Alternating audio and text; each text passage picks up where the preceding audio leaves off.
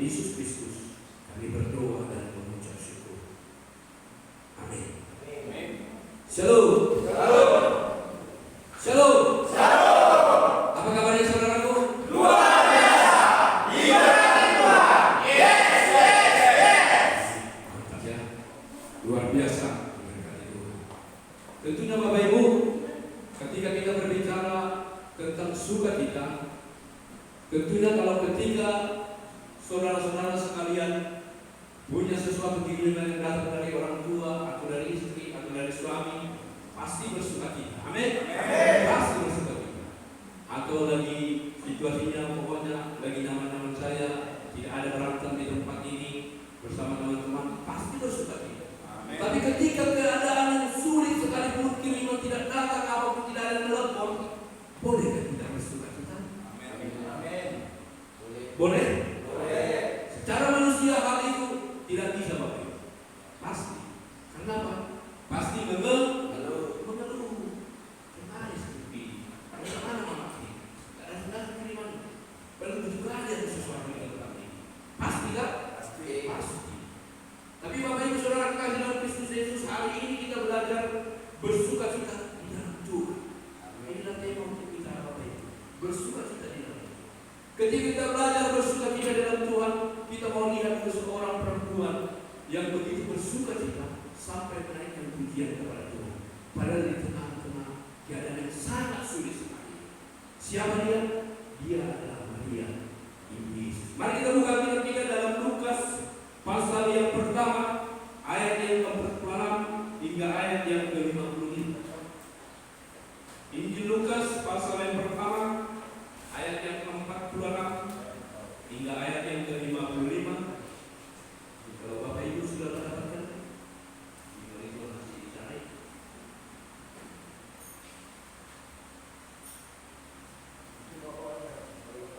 Lukas pasal 1 ayat 46 sampai ayat yang ke-55.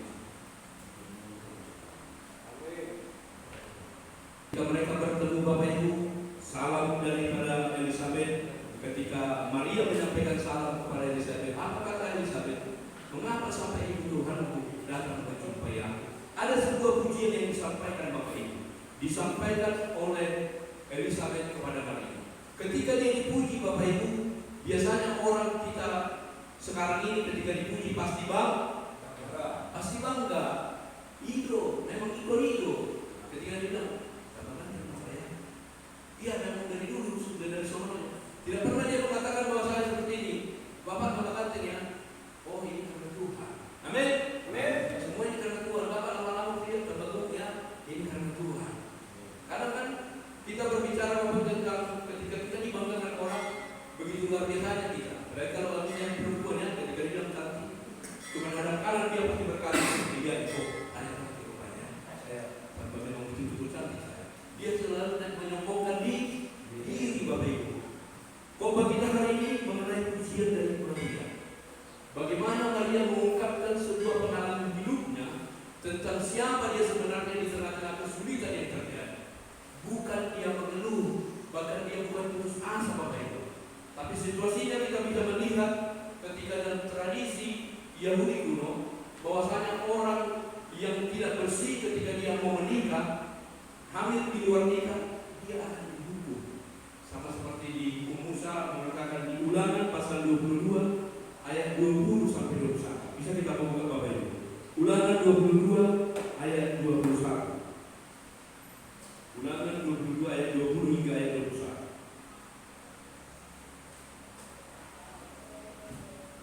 Sudah dapat Bapak Ibu?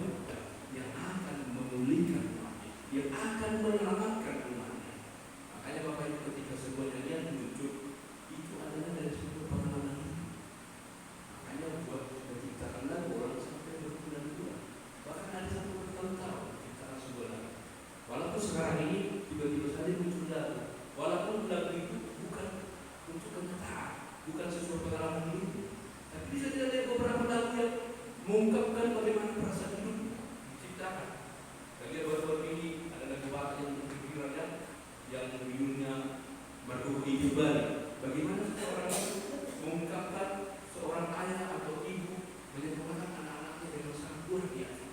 dia buat orang berat. Kita bisa membahas dulu, bagi kita ini Bapak Ibu, kita mau kupas dulu bagaimana sebenarnya pujian Maria ini. Kita mau bisa melihat di ayat ke-46 hingga ayat yang ke-47, ini menunjukkan totalitas hidup Maria memuji Tuhan. Apa yang membuat totalitas hidupnya memuji Tuhan? Karena dia merasa sukacita yang begitu luar biasa ada di dalam hidupnya karena Tuhan. Dikatakan demikian Bapak Ibu, ada kata jiwaku dan hatiku bergembira karena Tuhan. Terkadang kan orang itu bisa tersenyum di depan umum, di belakang nangis. Pasti bahasa orang bilang makin diisi apakah tangis diisi tapi Maria tidak, sama sekali dia tidak seperti itu. Bapak dia menunjukkan karakternya, siapa dia sebenarnya, siapa Maria itu sebenarnya. Dia datang memuji Tuhan. Ketika ini sampai memuji dia memuji Tuhan, bukan membanggakan diri. Ini yang pertama Bapak Ibu di ayat 46 hingga ayat yang 47. Di ayat 48 Bapak Ibu dikatakan demikian.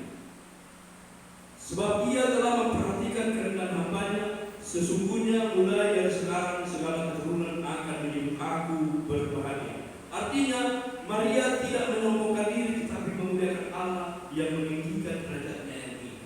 Kita lihat dia seperti itu keadaannya. Bahkan dia seorang dari kota Nazaret yang tidak dipandang sama sekali, yang tidak ada status sosialnya sama sekali. Dia berbesar hati ketika Tuhan memilih dia, sehingga dia apa? Ketika orang lain memuji dia bersyukur kepada Tuhan, dia memuliakan Tuhan. Ini yang dikatakan di ayat 48.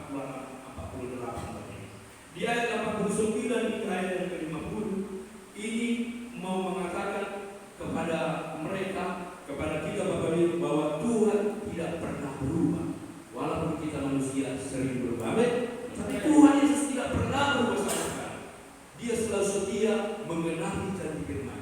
Dia selalu setia mengarahkan dan menerima setiap orang yang mau mengakui setiap kesalahan. Ini yang dikatakan di ayat 49 hingga ayat yang ke-50. Dalam pujian Maria ini, di dalam nyanyian yang ada kritik yang disampaikan. Ini yang dikatakan di ayat 51 hingga ayat yang ke-53, menunjukkan kritik sosial yang dilakukan Maria dalam nyanyian. Ia sangat percaya, berharap bahwa Allah akan membalikkan keadaan. Dia percaya bahwa situasinya melalui nyanyiannya, Allah itu dia percaya akan membalikkan keadaan yang selama ini dia terhimpit, yang selama ini dia hina Bapak Ibu. Orang-orang miskin tidak diperhatikan oleh petinggi-petinggi saat ini.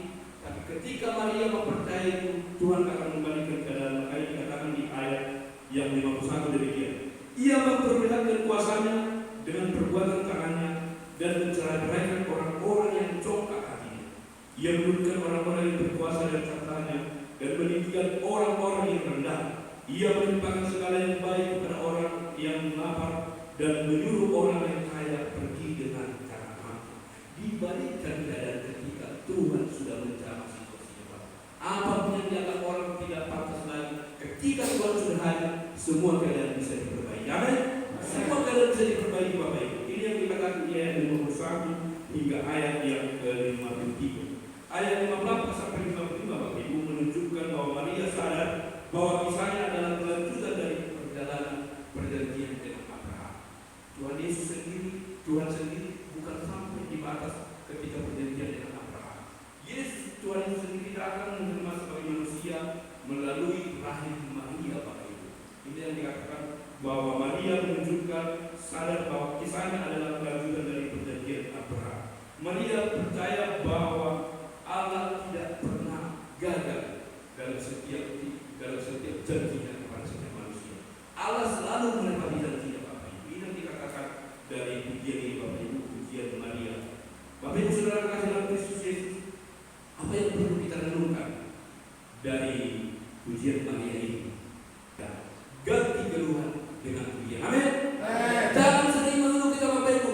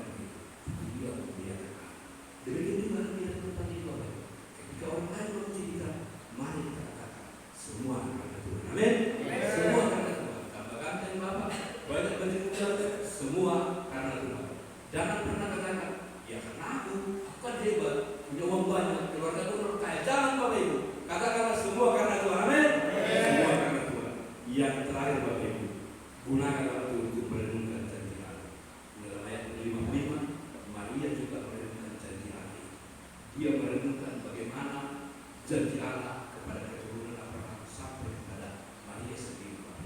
Karena itu gunakan waktu untuk merenungkan janji Tuhan. Karena Tuhan katakan, aku tidak akan membiarkan engkau sendirian. Sekalipun Bapak Ibu merasa sendiri di tempat ini, tapi Yesus selalu ada untuk kita. Amin. Yesus selalu ada untuk kita. Bapak Ibu saudara kasih dalam Kristus Yesus, di akhir khotbah ini ada sebuah seorang yang menciptakan lagu yang begitu luar biasa. Sampai aliran Protestan saat ini sering menyanyikan lagu itu, Bapak Ibu. Di buku ND nomor 213 yang judulnya seperti ini, Dunso nang Roma. Pernah dengar lagu itu, Bapak Ibu?